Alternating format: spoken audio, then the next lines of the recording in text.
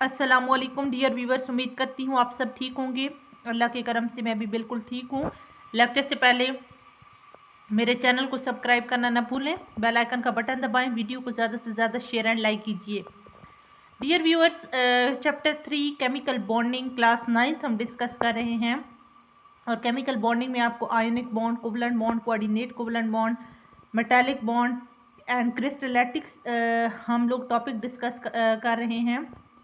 और बाकी हम जो जितनी भी आपके ionic bond, covalent bond, coordinate covalent bond, ये सारे हम डिस्कस कर चुके हैं प्रीवियस लेक्चर में। क्रिस्टलैटिक्स में मैंने क्वेश्चन आपको फर्स्ट 3 करवा दिए हैं। अब हम क्वेश्चन 4 की तरफ बढ़ेंगे और मैंने आपकी हर टॉपिक से रिलेटेड क्वेश्चन बनाए हैं ताकि आपके लिए अंडरस्टैंड करना इजी हो और आप पेपर्स में इसको अंडरस्टैंड कर सकें। Y do covalent molecule have low density and low boiling point, कि जो कोवलेंट मॉलिक्यूल है उसकी डेंसिटी और बॉइलिंग पॉइंट कम क्यों होता है। Covalent molecule have low density and boiling point, जो कोवलेंट मॉलिक्यूल है उसकी डेंसिटी और बॉइलिंग पॉइंट इस वजह से कम होता है due to the weak forces of attraction between their molecules, क्योंकि इनके अंदर जो मॉलिक्यूल्स हैं उनके अंदर जो फोर्सेस हैं वो कम होती हैं। ठीक है, जैसे ही फोर्सेस कम होंगी हम उसको जैसे ही बॉयल करवाएंगे और वो फ़ौरन से क्या होगा कि उसकी फोर्स ऑफ अट्रैक्शन जो है वो कम होना, ज़ाहिर सी बात है मॉलिक्यूल्स अलग हो जाएंगे और इसी वजह से हमें बॉइलिंग पॉइंट भी कम चाहिए होगा और इसकी डेंसिटी भी कम होती है। ठीक है, नेक्स्ट हमारे पास क्वेश्चन है कि name the 2 crystalline form of carbon. अब 2 हमने कार्बन की क्रिस्टलाइन फॉर्म्स बतानी है, यानी जिससे कार्बन का जो स्ट्रक्चर है कार्बन मतलब से बना होता है। ठीक है, तो 2 crystalline form of carbon are diamond and graphite. अब 2 क्रिस्टलाइन फॉर्म्स हैं हमारे पास, कार्बन से बने होते हैं, डायमंड और ग्रेफाइट। नेक्स्ट हमारे पास है कि how is a diamond use due to its rigid structure, कि जो डायमंड है वो कैसे यूज़ हम करते हैं, उसका जो स्ट्रक्चर है वो रिजिड होता है उसके बावजूद। Diamond use as a cutting, polishing and drilling tools due to its rigid structure. Rigid structure की वजह से हम उनको कटिंग करने के लिए, यानी फॉर एग्ज़ाम्पल कोई भी आपके पास मेटल है या कोई भी हम टूल ले रहे हैं, उससे कट करने के लिए आप डायमंड को यूज़ करते हैं। पॉलिशिंग यानी चमकाने के लिए, एंड ड्रिलिंग मतलब आप खुदाई के लिए, या इसी तरह आप कटिंग का प्रोसेस जिससे कर रहे हैं वैसे ड्रिलिंग का प्रोसेस होता है टूल्स में, तो वो उसमें हम डायमंड को यूज़ करते हैं। ठीक है, मैं दोबारा आपको फर्स्ट क्वेश्चन क्लियर कर देती हूँ और उससे रिलेटेड बता देती हूँ। Chapter 3 chemical bonding class 9th हम डिस्कस कर रहे हैं क्रिस्टल लैटिस, और इसमें मैंने क्वेश्चन 3 फर्स्ट आपको करवा दी हैं और क्वेश्चन नंबर 4 हम करने वाले हैं कि why do covalent molecule have low density and low boiling point. जो कोवलेंट मॉलिक्यूल्स हैं उनकी डेंसिटी कम क्यों होती है और बॉइलिंग पॉइंट भी कम क्यों होता है। तो covalent molecules have low density and boiling point, इसका बॉइलिंग पॉइंट और डेंसिटी इस वजह से कम होता है due to the weak forces of attraction between their molecule, क्योंकि इसमें जो फोर्स ऑफ अट्रैक्शन होती है वो आपके पास कम होती है। ठीक है, क्योंकि जो कोवलेंट मॉलिक्यूल्स होते हैं वो उनके अंदर जो बॉन्डिंग है वो इतनी ज़्यादा स्ट्रॉन्ग बॉन्डिंग नहीं है। ठीक है, नेक्स्ट है कि name the 2 crystalline form of carbon. अब कार्बन की हमने 2 फॉर्म्स बतानी हैं, तो आप कार्बन जिससे कार्बन का स्ट्रक्चर बना होता है, ठीक है, कार्बन मतलब उसके अंदर इन्वॉल्व होता है, जैसे कि डायमंड और ग्रेफाइट, ये 2 क्रिस्टलाइन फॉर्म्स हैं। एक तो उसके अंदर अमारफस, और जिसे हम क्रिस्टलाइन फॉर्म कहते हैं। अमारफस हमारे पास और फॉर्म है लेकिन ये क्रिस्टलाइन फॉर्म है। ठीक है, तो इसके अंदर जो है वो ग्रेफाइट और डायमंड का जो स्ट्रक्चर है वो कार्बन से बना होता है। How is the diamond use due to its rigid structure, कि हम डायमंड को कैसे यूज़ करते हैं उसके स्ट्रक्चर, रिजिड स्ट्रक्चर के होने की वजह से। तो diamond is use as a cutting, polishing and drilling tools due to its rigid structure. हम डायमंड को कट करने के लिए, पॉलिश करने के लिए और ड्रिल करने के लिए टूल्स में इस्तेमाल करते हैं। ठीक है, नेक्स्ट हमारे पास है कि why is graphite a good conductor of electricity, कि जो आपके पास ग्रेफाइट है वो इलेक्ट्रिसिटी का अच्छा कंडक्टर क्यों है, मतलब कि उसमें से करंट पास होने की एबिलिटी क्यों होती है। तो graphite is a good conductor of electricity because its layer have a mobile electron between them, क्योंकि जो ग्रेफाइट है ना उसका जो स्ट्रक्चर है ना उसमें लेयर्स की फॉर्म में इसका स्ट्रक्चर होता है, ठीक है। तो उसको ब्रेक डाउन करना हमारे लिए इजी होता है, ठीक है। तो उसके जैसे ही आप कोई एक्सटर्नल फोर्स लगाते हैं तो उनके इलेक्ट्रॉन्स जो हैं वो मूवेबल होते हैं, यानी मोबाइल होते हैं, वो इलेक्ट्रॉन मूवमेंट स्टार्ट कर देते हैं, ठीक है। उन लेयर्स के दरमियान में जो है वो उनकी मूवमेंट स्टार्ट हो जाती है इलेक्ट्रॉन्स की, जिसकी वजह से हम कह सकते हैं कि ग्रेफाइट अच्छा कंडक्टर है, ठीक है। तो ये आपका मतलब अगर मैं इसका कंपैरिजन डायमंड के साथ करती हूँ तो डायमंड, अब क्वेश्चन यूँ भी आ सकता है कि why graphite is a good conductor of electricity but diamond is not.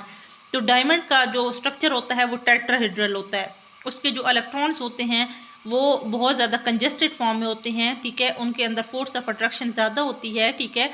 तो हमारे लिए बहुत ज़्यादा डिफ़िकल्ट होता है कि उसमें से हम करंट पास करवाएं, ठीक है। तो उसको ब्रेक डाउन करना मुश्किल होता है, लेकिन जो ग्रेफाइट है उसका जो स्ट्रक्चर है वो लेयर फॉर्म में है, तो इसकी वजह से इसके इलेक्ट्रॉन्स जो है वो मूवेबल होते हैं, ठीक है, मोबाइल होते हैं, जिसकी वजह से इसमें से करंट तो हम यूँ कह सकते हैं कि करंट पास होने की एबिलिटी होती है, ठीक है। नेक्स्ट हमारे पास है कि name any two binary covalent compound that are gases at a room temperature. अब हमने दो ऐसे बाइनरी कोवलेंट कंपाउंड्स बताने हैं, ठीक है, जो आपके पास गैसेस हैं रूम टेम्परेचर पे। तो binary covalent compound are methane, जिसका केमिकल फार्मूला आपके पास है CH4, और अमोनिया NH3। यानी आपके पास जो बाइनरी कोवलेंट कंपाउंड है वो मीथेन है, ऑर्गेनिक कंपाउंड है, जिसे हम कहते हैं CH4, ठीक है, नेचुरल जो नेचुरल गैस है, और अमोनिया NH3। उसके बाद हमारे पास है कि which acid ionise completely in water, कि कौन से एसिड आयोनाइज हो सकते हैं मुकम्मल तौर पर वाटर के अंदर, ठीक है। तो हाइड्रोजन क्लोराइड, जिसको हम हाइड्रोक्लोरिक एसिड भी कहते हैं, सल्फ्यूरिक एसिड, अब hydrochloric acid HCl, sulphuric acid H2SO4, nitric acid HNO3 ionise completely in water.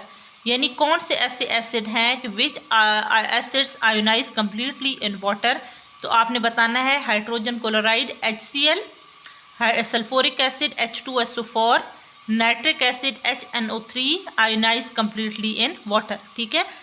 मैं क्वेश्चन नंबर 7 आपको दोबारा क्लियर करती हूँ, फिर उसके बाद 8 और 9 दोबारा क्लियर कर लेते हैं कि why is graphite is good conductor of electricity. अब ये ऐसे क्वेश्चंस हैं जो आपसे 2-2 नंबर के ये आंसर आपसे पूछे जा सकते हैं और ऑब्जेक्टिव के लिहाज से भी इम्पोर्टेंट है। Graphite is a good conductor of electricity because its layer have a mobile electrons between them. उसके बाद हमने name any two binary covalent compound that are gases at a room temperature. तो two binary covalent compound, इसमें दो हमारे पास binary covalent compounds हैं, like methane जिसको हम CH4 कहते हैं, ammonia NH3। Which acid ionise completely in water, तो कौन से ऐसे एसिड्स हैं जो मुकम्मल तौर पे वाटर के अंदर आयोनाइज हो जाते हैं, ठीक है।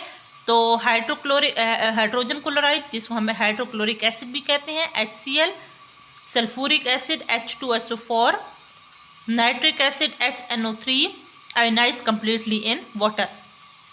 नेक्स्ट हमारे पास क्वेश्चन नंबर 10 है कि what is the structure of graphite composed of, कि जो ग्रेफाइट है उसका स्ट्रक्चर किस तरह का होता है, ठीक है। तो graphite consist of a hexagonal ring of carbon in a layer structure. अब ग्रेफाइट का जो स्ट्रक्चर होता है वो हेक्सागोनल होता है, ठीक है, और वो आपके पास आप कह सकते हैं कि रिंग्स ऑफ कार्बन, और वो लेयर स्ट्रक्चर में आपके पास होता है, ठीक है, हेक्सागोनल रिंग है, ठीक है, और लेयर स्ट्रक्चर में है, लेयर स्ट्रक्चर है। उसके बाद क्वेश्चन नंबर हमारे पास 11 है कि हाउ कैन यू, मतलब आपने यहाँ तक, ये क्वेश्चन नंबर 10 आपका हो गया, ठीक है, यहाँ तक आपको क्लियर हो गया। उसके बाद आप 1 बाय 1 इसी तरह क्वेश्चन नंबर 11 की तरफ बढ़ेंगे।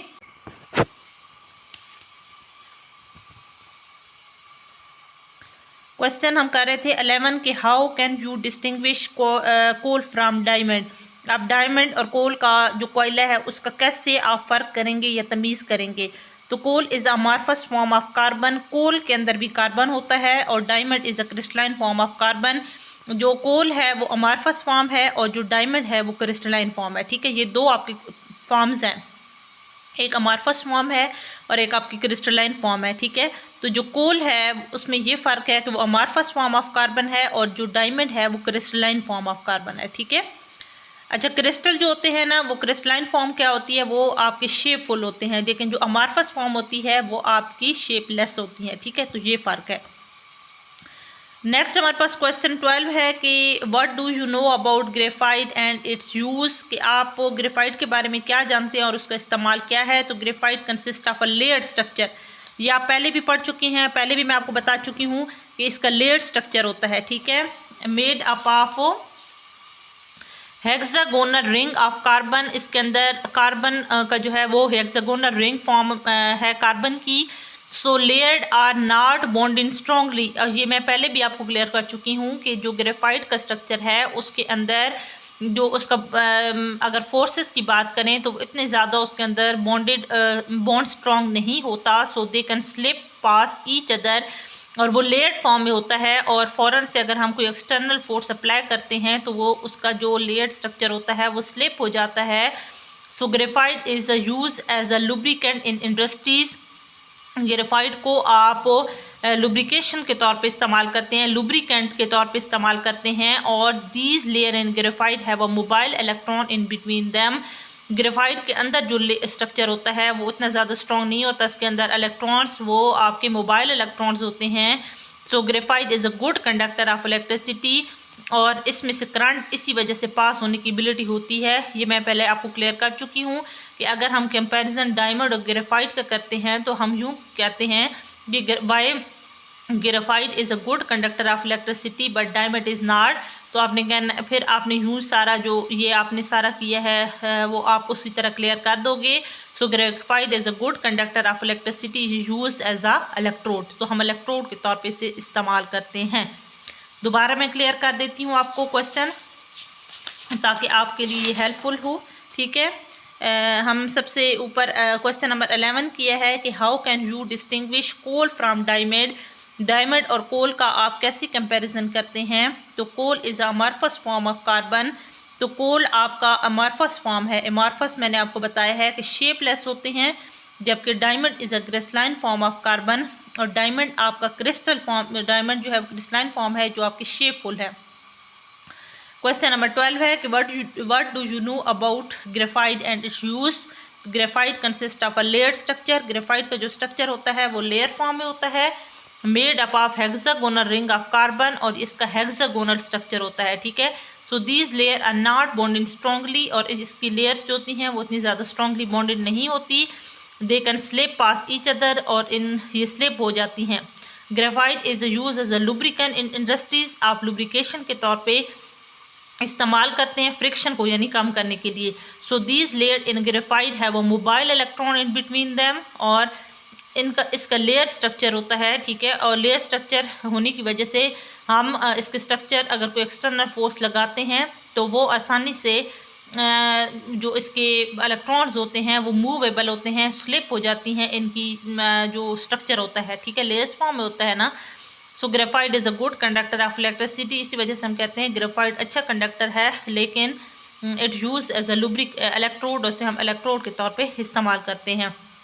क्वेश्चन नंबर 13 है water and hydrogen fluoride both are binary equivalent compound why, कि पानी और जो हाइड्रोजन फ्लोराइड है वो दोनों कैसे बाइनरी इक्विवेलेंट कंपाउंड हैं। तो binary equivalent compounds generally exist as a low temperature, जो बाइनरी इक्विवेलेंट कंपाउंड होते हैं वो मोस्टली जो है उनके लिए हमें लो टेम्परेचर चाहिए होता है। ठीक है, boiling gas except water, methane, ammonia, hydrogen sulphide etc all covalent compound which are gases at a room temperature। अच्छा, अब बाइनरी इक्विवेलेंट कंपाउंड की बात कर रहे हैं कि बाइनरी इक्विवेलेंट कंपाउंड जो है वो ज़्यादातर लो टेम्परेचर होता है उनके लिए। ठीक है, और boiling gas except water, water के अलावा इसके अलावा methane, ammonia, hydrogen sulphide are all covalent compound which are gases. ठीक है, water and hydrogen fluoride on the other hand are liquid. अब ये जितने भी आपके पास मीथेन, अमोनिया, हाइड्रोजन सल्फाइड, ये तमाम क्या हैं आपकी गैसेस हैं, लेकिन जो वाटर और हाइड्रोजन फ्लोराइड हैं वो आपके लिक्विड्स हैं। So liquid water has a high boiling point. तो आपको पता है कि गैसेस के अगर कंपैरिजन लिक्विड के साथ करें तो गैसेस को हमें इतना टेम्परेचर नहीं देना होता, बॉइलिंग पॉइंट उसका कम होता है, लेकिन लिक्विड के लिए हमें टेम्परेचर भी ज़्यादा चाहिए होता है और उसका बॉइलिंग पॉइंट भी ज़्यादा होता है। So because strong intermolecular forces are present between them, उसकी वजह यह है कि उसकी फोर्सेस जो इंटरमॉलिक्यूलर फोर्सेस हैं, लिक्विड जैसे वाटर है या हाइड्रोजन फ्लोराइड है, उसकी जो फोर्सेस हैं वो ज़्यादा स्ट्रॉन्ग हैं उनके मॉलिक्यूल्स के दरमियान में। ठीक है, तो ये रीज़न हो गई है। आज हमारा यहाँ पे चैप्टर ख़त्म हो गया केमिकल बॉन्डिंग का, हमने डिस्कस कर लिया है। ठीक है, और एक्सरसाइज इंशाल्लाह हम नेक्स्ट लेक्चर में इसकी एक्सरसाइज को स्टार्ट करेंगे। और अभी मैं दोबारा से ये रिपीट कर देती हूँ लेक्चर ताकि आपको क्लियर हो जाए। Chapter 3 chemical bonding class 9 discuss कर रहे हैं और टॉपिक हमारा क्रिस्टलैटिस है और इसमें क्वेश्चन हमने 3 फर्स्ट कर लिए थे। अब क्वेश्चन नंबर हम 4 की तरफ बढ़ते हैं कि why do covalent molecule have a low density and low boiling point. तो covalent molecule have low density and low boiling point due to the weak force of attraction between their molecule. Next हमने name the 2 crystalline form of carbon. तो हमने यहाँ पे the 2 crystalline form of carbon are diamond and graphite. Next question हमने 6 किया है कि how diamond use due to its rigid structure. तो diamond is use as a cutting, polishing and drilling tools due to its rigid structure. उसके बाद why is a graphite is good conductor of electricity. तो graphite is a good conductor of electricity because its layers have a mobile electron between them, क्योंकि इनके अंदर इसका जो structure होता है वो लेयर फॉर्म में होता है। ठीक है, अगर हम एक्सटर्नल फोर्स लगाते हैं तो जो इसके लेयर्ड होती हैं स्ट्रक्चर वो एक दूसरे वो मूवेबल होता है। ठीक है, उसके अंदर मोबाइल इलेक्ट्रॉन्स होते हैं, इलेक्ट्रॉन मूवमेंट स्टार्ट कर देते हैं, इसी वजह से इसमें से करंट पास होने की एबिलिटी बढ़ जाती है। क्वेश्चन नंबर हम 8 कर रहे हैं कि name any 2 binary covalent compound that are gases at a room temperature. तो इसमें हमने 2 बाइनरी कोवलेंट कंपाउंड डिस्कस की हैं, मीथेन CH4 एंड अमोनिया। अब मीथेन जिसको हम नेचुरल गैस भी कहते हैं। Which acid ionise completely in water. तो hydrogen chloride, sulphuric acid and nitric acid ionise completely in water. What is the structure of graphite composed of. जो graphite का structure होता है वो किस तरह का होता है। तो graphite consist of a hexagonal layer of a carbon in a layer structure. उसके बाद 11 क्वेश्चन हमने डिस्कस किया है कि how can you distinguish coal from diamond. Diamond और कोल का कैसे हम तमीज़ करेंगे, कैसे फ़र्क बयान करेंगे। तो coal is a amorphous form of carbon, diamond is ना crystalline form of carbon. Coal जो है वो आपके पास अमार्फस फॉर्म है और डायमंड जो है वो क्रिस्टलाइन फॉर्म है। What do you know about graphite and its use. तो graphite consist of a layer structure, इसका लेयर स्ट्रक्चर होता है made up of hexagonal ring of carbon. So layers are not bonded strongly, so they slip past each other. So graphite is used as a lubricant in industry. Further, these layers in graphite have a mobile electron in between them. So graphite is a good conductor of electricity and it is used as a electrode. Next question हमने किया है question number 13 कि water and hydrogen fluorides both are binary covalent compound why. तो binary covalent compound exist as a low temperature boiling gases except water. Methane, ammonia, hydrogen sulfide are all covalent compound which are gases at a room temperature, but water and hydrogen fluoride are liquid at a room temperature. So liquid water has a high boiling point because strong intermolecular forces are present between the molecule. ठीक है, यहाँ तक हमारा question 13 complete हो गया है। तो यहाँ तक फुल हमारा चैप्टर केमिकल बॉन्डिंग हम डिस्कस कर चुके हैं। उम्मीद करती हूँ कि आपने इसको अंडरस्टैंड किया होगा। इसी तरह मेरी और भी वीडियोस को लाइक एंड शेयर कीजिए ताकि मैं आपके लिए इंटरेस्टिंग वीडियोस लाती रहूँ, ताकि आपके लिए वो हेल्पफुल हो। ये मैंने आपके लिए सारे क्वेश्चंस बनाए हैं, आपके लिए ये MCQs के लिहाज से भी और पेपर्स में वैसे भी आपसे शॉर्ट क्वेश्चन के हवाले से भी ये आपके लिए हेल्पफुल होंगे। ठीक है, तो आज के लिए अल्लाह हाफिज़।